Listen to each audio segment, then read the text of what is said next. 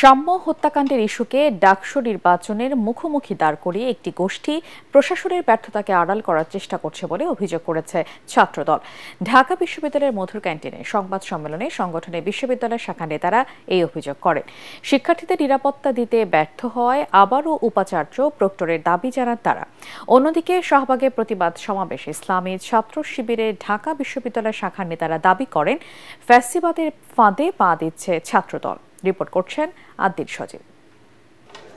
সাম্য হত্যাকাণ্ডের দিন গড়িয়েছে অনেকটা। এ ঘটনায় জড়িত কয়েকজনকে আটক করে হত্যার রহস্য উন্মোচন করার দাবি করে পুলিশও। তবুও প্রশাসনের ব্যর্থতার অভিযোগ তুলছে ঢাকা বিশ্ববিদ্যালয়ের শাখা ছাত্রদল। বাংলাদেশ জাতীয়তাবাদী ছাত্র এ বিষয়ে সংবাদ সম্মেলনে ছাত্রদল নেতারা বলেন, দ্রুত সময়ে সাম্য হত্যাকাণ্ডের সত্যিকারের রহস্য জনসাধারণের সামনে উপস্থাপন করতে হবে। উপাচার্য এবং প্রক্টর অবিলম্বে পদত্যাগ করে যোগ্যতর ব্যক্তিদেরকে এই গুরু দায়িত্ব পালনের সুযোগ করে দেয়ার এবং নতুন প্রশাসনের হাত ধরে ঢাকা বিশ্ববিদ্যালয় ক্যাম্পাসকে একটি নিরাপদ ও সুন্দর শিক্ষাঙ্গন হিসাবে গড়ে তোলার যৌক্তিক দাবি আবারও আপনাদের সামনে আমরা তুলে ধরছি। ওয়ালটন আবারও মিলিয়নিয়ার অফারে ওয়ালটন ফ্রিজ কিনে আপনিও হয়ে যেতে পারেন মিলিয়নিয়ার।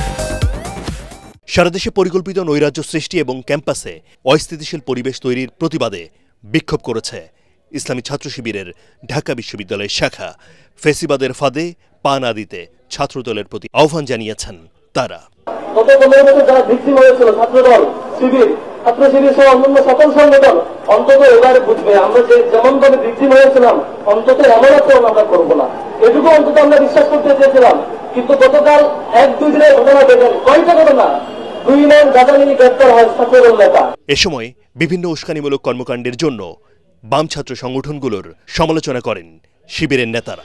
আজকে ইসলামী ছাত্র শিবির আদিল সজীব, এটিএন বাংলা, ঢাকা।